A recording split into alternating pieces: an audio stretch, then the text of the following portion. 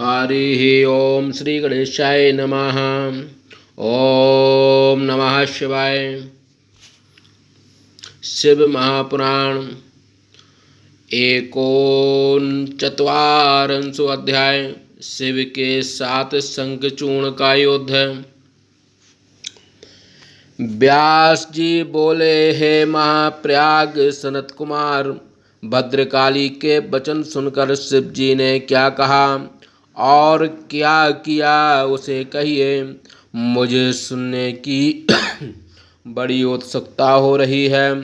सनत कुमार बोले, परमेश्वर सदाशिव काली के वचन सुनकर हंसने लगे और काली को समझाया।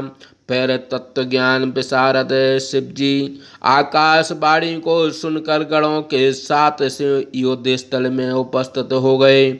उस समय वृषभ पर आरूढ़ हो वीरभद्रादि गणों एवं अपने समान भैरवों तथा क्षेत्रपालों को साथ लिए हुए थे।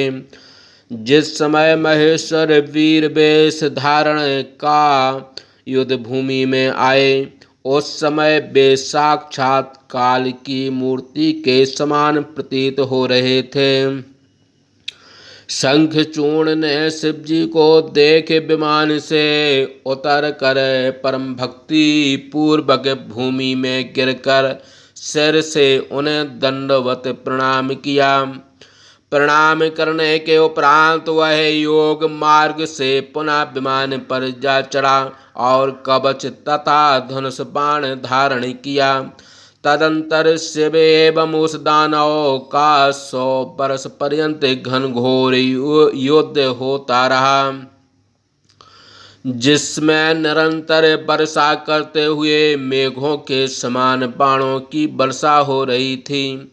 उस युद्ध में महावीर शंखचूर्ण शिव जी पर दारुण बाणों की वर्षा कर रहा था, किंतु शंकर जी उन बाणों को अपने बाणों से छिन्न भिन्न कर देते थे।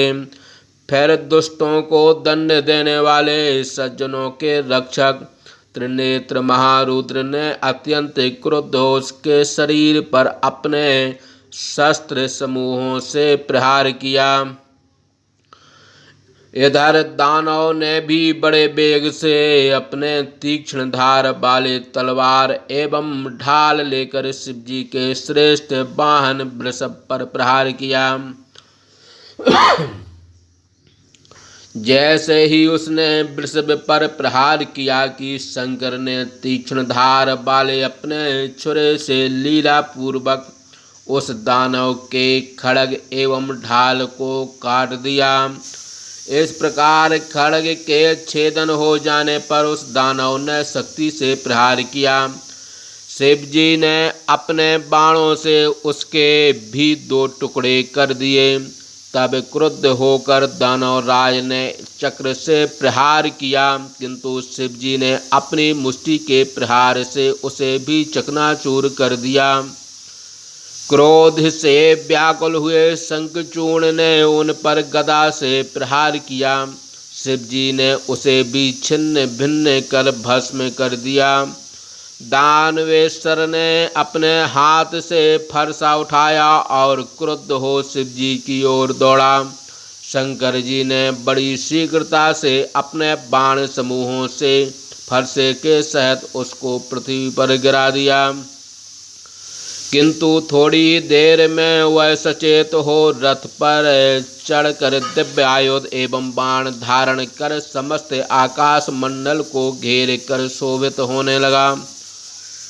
फिर उसे अपनी ओर आता देखकर शिव जी ने बड़े आदर के साथ डमरू बजाया एवं धनुष की प्रशंसा से घनघोर शब्द किया और अपने संग्रनाद के शब्द से सारी दिशाएं व्याप्त कर दिया और सिंहासनों को भयभीत करते हुए गर्जना करने लगे।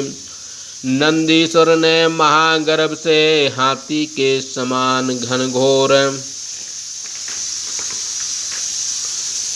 शब्द से सहसा पृथ्वी आकाश तथा 8 दिशाओं को पूर्ण कर दिया। फिर महाकाल ने बड़े वेग से दौड़कर अपने दोनों हाथों को पृथ्वी एवं आकाश पर पटक दिया, जिससे पहले के सभी शब्द तुरंत हो गए। इसी प्रकार क्षेत्रपाल के महान अट्टहास तथा भैरव के घनघोर शब्द भी हुए, जिससे युद्ध स्थल में महान कोलाहल होने लगा और गढ़ों के मध्य में चारों ओर सिंह गर्जना होने लगी। उस भयदायक एवं कर्कश शब्द से सभी दानव व्याकुल हो उठे। महाबलवान दानवेंद्र उन शब्दों को सुनकर अत्यंत क्रुद्ध हो उठा। जब शिवजी ने कहा कि अरे दोस्त खड़ा रहे, उस समय देवताओं एवं गणों ने शिवजी का जय जयकार उच्चारण किया। इतने में ही महाप्रतापी दम्भपुत्र ने आकर ज्वाला माला के समान अत्यंत भीषण शक्ति से शिवजी पर प्रहार किया। अग्नि ज्वाला के समान आती हुई उस शक्ति को देखकर क्षेत्रपाल ने बड़ी शीघ्रता से युद्ध में आगे बढ़कर अपने मुख की उल्का से उसे नष्ट कर दिया। तदंतर पुनः शिव एवं उस दानव का घनघोर संग्राम होने लगा, जिससे पर्वत, समुद्र एवं जलाशयों के सहित पृथ्वी एवं घोलोक कंपित हो उठे। दंभपुत्र शंखचूर्ण के द्वारा छोड़े गए सैकड़ों एवं हजारों बाणों को शिवजी ने अपने तीक्ष्ण बाणों से तथा शिवजी के द्वारा छोड़े गए सैकड़ों एवं हजारों बाणों को शंखचूर्ण ने अपने तीक्ष्ण बाणों से नष्ट भ्रष्ट करना प्रारंभ कर दिया। तब शिवजी ने परम क्रुद्ध हो अपने त्रिशूल से दानव पर प्रहार किया, जिसको सहने में असमर्थ होकर वह दानव मूर्छित हो पृथ्वी पर गिर पड़ा। किंतु क्षण मात्र में ही चेतना को व्याप्त कर वह असुर अपने धनुष पर बड़े वेग से बाण चढ़ाकर शिवजी पर प्रहार करने लगा। उस प्रतापी दानव राज ने स्यों 10 सहस्त्र भुजा का निर्माण कर उनसे एक बार ही 10,000 चक्र चलाकर शंकर को ढक दिया। कठिन दुर्गति के नाश करता दुर्गापति शंकर ने अपने श्रेष्ठ तथा तीक्ष्ण बाणों से उन सारे चक्र समूहों को छिन्न भिन्न कर दिया।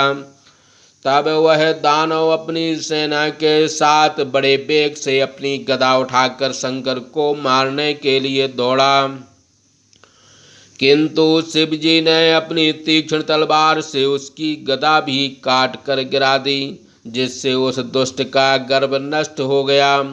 क्योंकि शिवजी दुष्ट गर्भापहारक हैं, अपनी गदा के छिन्न भिन्न हो जाने से दानव को बड़ा क्रोध उत्पन्न हो गया। अतः उस तेजस्वी ने शत्रुओं के लिए असह्य अपना प्रज्वलित त्रिशूल धारण किया। त्रिशूल हाथ में लेकर आते हुए उस सुदर्शन दानवेश्वर को देखकर शिवजी ने बड़े वेग से अपना त्रिशूल उसकी छाती में घुसेड़ दिया, जिससे उसका हृदय विदीर्ण हो गया। उसमें से पुनः एक पुरुष पैदा होकर खड़े रहो ऐसा कहने लगा। इतना कहते हुए वह हृदय से निकलना ही चाहता था कि शिव ने खड़ग से उसके सिर के टुकड़े टुकड़े कर दिए, जिससे वह पृथ्वी पर गिर गया।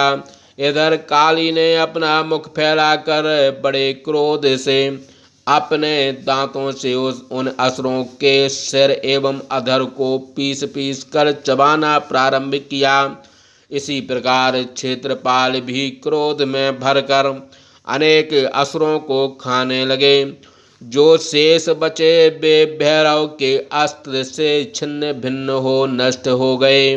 वीरभद्र एवं नंदीश्वर ने बहुत से देव शत्रु असुरों को नष्ट कर दिया।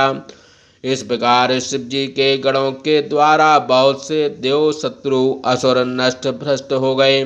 जब दैत्यों की बहुत सी सेना नष्ट हो गई, तब भय से कातर हुए अनेक दानव युद्ध छोड़कर भाग गए।